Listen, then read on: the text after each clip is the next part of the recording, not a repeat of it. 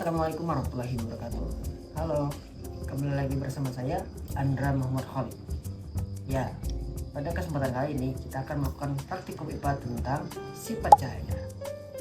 Nah, sifat cahaya terbagi menjadi 3, yaitu yang pertama, cahaya bisa merambat di lurus, yang kedua, cahaya bisa dipantulkan, dan yang terakhir, cahaya dapat dibiaskan.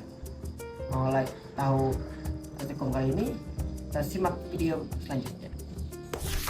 Nah, adapun bahan dan alat yang digunakan untuk praktikum kali ini yaitu yang pertama ada loupe atau kaca pembesar, yang kedua ada cermin datar, habis itu ada penggaris yang sepanjang 30 cm, habis itu ada penggaris busur, kacamata minus sebagai penginti kaca cekung, dan ada kertas yang sudah dilubangi, dan yang terakhir tabir kertas.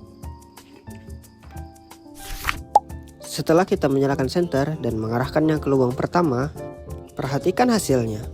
Ketika lubang pada ketiga kardus berada dalam satu garis lurus, cahaya dapat melewati semua lubang dan cahaya keluar dari sisi depan kardus. Berkas cahaya tampak jelas dan lurus. Nah, ini menunjukkan bahwa cahaya hanya bisa melewati lubang-lubang yang berada pada satu garis. Jadi, cahaya bergerak dalam garis lurus, bukan berbelok ataupun membengkok.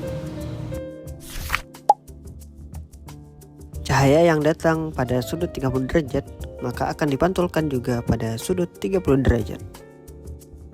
Cahaya yang datang pada sudut 45 derajat juga membuat pantulannya menjadi sudut 45 derajat terhadap garis normal. Lalu, sudut datang pada 70 derajat juga dipantulkan pada sudut 70 derajat. Dan yang terakhir, sudut datang pada sudut 90 derajat, maka sudut pantulan yang dihasilkan yaitu 90 derajat. Coba kita amati sifat bayangan pada cermin datar menggunakan lilin. Saat lilin diletakkan di depan cermin datar dan diukur menggunakan penggaris, jaraknya sebanyak 15 cm.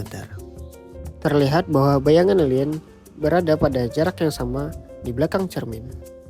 Jika jarak lilin berada pada jarak 15 cm dari depan cermin, maka pantulannya juga berada di jarak 15 cm.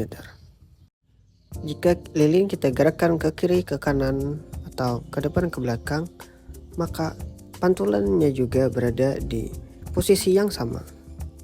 Perpindahan bayangan selalu mengikuti posisi lilin secara tepat. Hal ini menunjukkan bahwa bayangan pada cermin datar memiliki sifat maya, tegak lurus, ukuran sama dengan benda, terletak jauh di belakang cermin seperti jarak benda di depannya, serta bergerak mengikuti benda. Pada penguatan lensa cekung kali ini, jarak lensa dengan tabir kertas berada pada jarak 5 cm dan jarak bayangan 8 cm. Dapat dilihat bahwa cahaya yang dihasilkan lebih besar, tegak, dan bersifat maya karena benda berada di depan titik fokus cermin. Sedangkan pada jarak benda 10 cm dan jarak bayangan 4 cm, bahwa bayangan tampak terbalik dan diperkecil. Ini menandakan bahwa benda berada di luar titik fokus kelengkungan cermin cekung. Sementara pada jarak benda 20 cm dan jarak bayangan 2 cm, dapat dilihat bahwa bayangan semakin kecil dan tetap terbalik.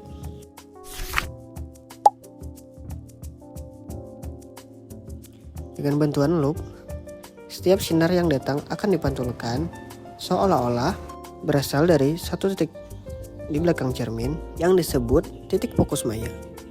Berbeda dengan cermin datar dan cermin cekung, cermin cembung selalu memantulkan cahaya dengan cara menyebarkan sinar pantul.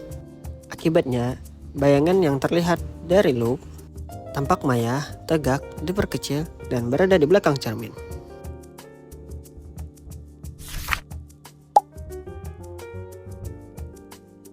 Nah, Selanjutnya kita akan melakukan percobaan sederhana mengenai pembiasan cahaya menggunakan pulpen dan air.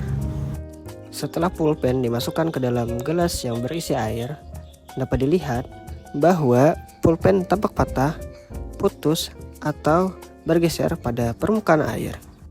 Bagian pensil yang ada di dalam air terlihat tidak sejajar dengan bagian pensil yang ada di luar air. Ini terjadi karena cahaya dari bagian pensil yang ada di dalam air harus melewati dua medium yang berbeda, yaitu air dan udara. Ketika cahaya berpindah dari air ke udara, kecepatannya pun berubah, sehingga arah cahaya dibelokkan. Pembelokan cahaya inilah yang disebut pembiasan. Nah, kita sudah melakukan praktikum tadi. Nah, dapat disimpulkan bahwa cahaya bisa merambat lurus, dapat dipantulkan, dan dapat dibiaskan. Adapun cermin datar memiliki sifat yaitu tinggi benda dan bayangan sama besar dan serta tegak lurus. Adapun cermin cembung memiliki sifat yaitu bersifat maya sama tegak, bayangan lebih kecil dari benda. Adapun cermin cembung memiliki dua sifat yaitu bila jarak benda lebih dekat maka bayangan bersifat maya sama tegak dan bayangan lebih besar dari benda. Sedangkan apabila jarak benda jauh maka bersifat nyata, bayangan lebih kecil dan terbalik. Nah, kita sudah melakukan praktikum tadi. Mudah-mudahan saya pamit undur diri. Assalamualaikum warahmatullahi wabarakatuh.